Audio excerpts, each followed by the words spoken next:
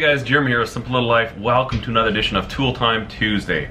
This week, it's going to be a bit of a rant, and I kind of apologize, but it's also going to be a bit of a discussion. First, let's check out some viewer knives. Alright, so the first knife we're going to check out is from Odin. Now, Odin is from Norway, and these are his first two knives. He's a 14-year-old, and you can see he's done the same design on both of these knives, but you notice the bottom knife is actually his second knife, and you can see the huge improvement that he's made. And he even noted that in his email to me, and that's an absolutely critical thing to think about when you're getting into knife making, is that every single knife you make, chances are it's going to be better than the previous one. So Odin, excellent work on those knives. Keep up the great work, and I'm so glad that you realize the satisfaction that comes from continually getting better in your knife making. The second knife is a folding knife from Irwin from Belgium, and it's actually a friction folder. Really cool looking knife, Irwin. I've never made a friction folder, so I have a lot of respect for you in doing that, and it's something that I'd like to learn how to do. I've just never tried it, but really great looking knife here. He's got the copper and aluminum to use as a frame, and those copper scales. Really classy knife. Irwin, you did a fantastic job. Keep up the great work. I really like that knife. The third knife we're going to look at is BCAM Live Bait was the name on the email, and he made this dagger with an aluminum handle. Really cool looking blade here. Shows a lot of guts as far as design goes, rather than just doing a very simple, safe knife. He kind of went all out and went crazy with it, and you know what? It looks pretty cool to me. Also, he sent this picture of him intentionally burning up an end mill in some tool steel. I'm not sure why he did that, but it is a cool photo. So really great knives, guys. Thank you so much for sending those in, and let's get to Tool Time Tuesday. Alright guys, well, I'm not one for ranting all that much on my channel, but this is a rant. I'm also going to try and make it productive, but let's get into the rant part first. I've had a lot of really grumpy comments lately. People that are whining and sniveling, they're just crybabies about all the tools that I have and the tools that I use to make some of the projects that I make. You know, guys saying that, oh yeah, must be nice to do this if you have a lathe or with $50,000 worth of machining tools. You know what? Sorry guys, but if I hear that comment come from you, that tells me right away that you are a cannot person. You're always looking at reasons why you can't do something. Now, I don't make these videos like cooking videos. I'm not saying add 2 cups of beef, a half a cup of water, 2 tablespoons of salt, and you're gonna get this. Rather, these project videos, things like this little knife maker scribe, sanding block, some of these things that I make, even my belt grinder, I'm not saying make it with common hand tools or make it with a file and a hacksaw. I'm simply showing you how I arrived at my solution, for the purpose of just getting the gears in your mind turning. Ideas. I'm sharing ideas here. And so all those guys that comment like that, first of all I delete the comment, then I block the person from the channel because I really don't want to have any affiliation or association. You know, in life we can choose who we surround ourselves with, and by me blocking all these whiny crybabies, I'm choosing not to surround myself with them. And I'm trying to provide a better place for viewers that actually are here to learn, that actually have a positive approach to learning and making. They don't have to put up with all that stuff. So that's kind of my big rant, and I kind of just clarify a few things and talk a bit. The lathe and the milling machine that I have, I searched for them for about 3.5 years. You know what, I'm gonna get a milling machine, I'm gonna get a lathe. And literally for 3.5 years, I had alerts set up for every online classified in my area. I was checking, actively searching for a lathe and a milling machine. I probably called 30 different people and saying, hey, I'd like to come pick this up. And they're like, oh no, it's already just sold. And the ad had been up for like 20 minutes. I mean, it is very difficult where I live to find anything that's half reasonably priced and actually get it. So I was very fortunate to be in the right place at the right time. I got the lathe and the milling machine from the exact same guy for $700. And that's a pretty smoking deal. Now, these wouldn't be my first choice for a lathe and a milling machine, but it's what I had and it was within my budget. And you know, it's not like I started a YouTube channel a year ago and said, okay, I'm gonna buy all these tools and just start making videos. That's not how it happened. But I've been acquiring tools for my whole life, and much of them I've been very patiently acquiring. When I was 14 years old, I bought my very first serious tool purchase.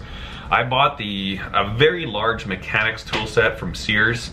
You know, the ones that have like every single socket you could imagine, every single wrench, metric, imperial, ratchets, screwdrivers. This one even had files, and Man, it was a big set, and I got it for 65% off on this sale. I had a part-time job, I'd saved up my money like crazy, and when I was 14 years old, I purchased this tool set. Now, I never took it out of the paper and the packaging that it was in for about a year and a half, but I knew that I wanted tools, I knew that I wanted to make things, and I'd spent my whole childhood destroying my dad's tools. I mean, I don't know how many of his really good Makita drills I left outside in the rain and tried to sneak them back in after them being out for a week, and I mean, that's what I did. That's what I love to do. My dad always had his garage on limit to me. He took me out there when I was really little, taught me to build things safely, and then when I was 10 years old, I mean, hot glue gun and wood, man, I made everything. I made scooters that fell apart as soon as I took them down the driveway, and things broke. I remember I made a big swing, a zip line one time, and the first time I went on it, it just fell, and this big huge pulley just crashed onto my chest, and I couldn't breathe. And I spent my whole life making things, and even at 14 years old, I knew that's what I wanted to do, so that's when I started purchasing tools. And ever since then, I've been very actively and very concisely purchasing tools. So that's been over like 20 years of tool purchasing, and those are some of the tools that you see in my videos. So no, I don't think everybody watching these videos has what I have, but I'm not showing you like a cooking demonstration. I'm showing you just to give you an idea, to get the gears turning in your own mind of what you could do. And so I guess that's the rant part of it, is crybabies be gone, whatever, keep coming back, I'll keep blocking you. But for all the others, and the real value in YouTube to me is like the university of YouTube. You can see how other people do it. You know, I see other people that make stuff and I don't have those tools, and I'm not just like right away. In the last week, I've probably had, I think I've had 4 emails from kids that are under 14 years old. And one of them told me, he said, you know what, I went out to the garage and I took the lawnmower blade off our lawnmower, I found a file and a hacksaw, and I made this knife. To me, that is what it's about. That's the reason that I make these videos, is just to inspire people to do stuff like that. You know, don't wait till you have perfect tool steel. Don't wait till you have a KMG grinder or some other belt grinder and all this fancy stuff. Even don't wait till you have proper pin material. Use a nail. Like, take a file, anneal it, and put a handle and some nail. Call it a knife. Like, just start moving in that direction, and you'd be amazed at what you can learn with a very crude, very rudimentary version of a knife that will really save you a lot of time, and you can take that knowledge and apply it to an actual proper piece of tool steel or nice stainless steel with some nice pin material, nice handle material that you went and purchased. So whatever you see in my videos, sure, it's great, it can give you ideas, but you will only truly learn it if you go and try and do it yourself. And to me, that is the purpose of these videos I make. And I just want to be clear too, I'm not talking about constructive comments. Like, for example, when I made this knife maker's scribe, first of all, I apologize for the music. Clearly that was a bad decision. I'm a world music guy. I really appreciate lots of different music from all over the world, and most stuff that I kind of enjoy listening to, I don't know anybody else that can stand it. So I promise you, you'll never hear tribal drums again on this channel. So sorry about the music. When I was making this, I had quite a few people comment saying, why didn't I face the other side off of my lathe? And that is absolutely correct. It's a very valuable question, very valid question, and I should have. I simply didn't think about it. When I machined this thing, I faced this side off nice and smooth, and I parted this off, and I had that little nubbin in the center, and I just took it and I put it in my vise and I filed it. And I should have put it in the lathe and just turned this face smooth. It would have been faster, it would have looked better, and that's absolutely the best way to do it. So those comments, I appreciate those comments, and those are not at all what I'm talking about when I'm saying these naysayers. Those are guys giving me constructive feedback. They're guys that are in the know, they have the knowledge, and they're sharing it with me, and this was just a mistake on my part doing it that way. So thank you for that comment. The other thing is that when I was 21 years old, I became a journeyman millwright with a red seal in Canada, and I've worked in a lot of different shops, and every now and then you're very, very lucky to work with a gentleman, an older person, senior citizen age, that has worked in that industry their whole life. Guys that after watching them for 10 minutes, you see the way that they approach the work, and it's like, this guy knows his stuff. Very rarely do you get to work with those types of people. I'm talking about the true craftsmen who have a lifetime of experience. I've been very fortunate enough to work with a few people like that, and they've influenced the way I make things and the way I do things incredibly, and I value the experience and the time that I've spent with them. And I also know, I've worked in shops for 5 years where it's just a bunch of young journeymen like yourself, guys that have a ticket.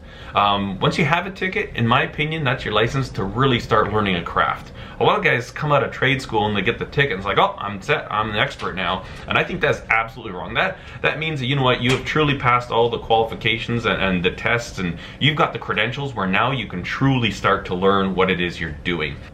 If this were the knowledge of knife making, this is 100% of everything there is to know about knife making. You know, when I die, I would love to have 2% in my head. I'm not at 1% yet. I truly don't believe that. I believe there's so much on the subject of knife making, so much that so many people know, that I'm hardly right here. But what I want to do with this channel is just share anything that I do know here. There's some stuff that I do know, like I have made a knife before.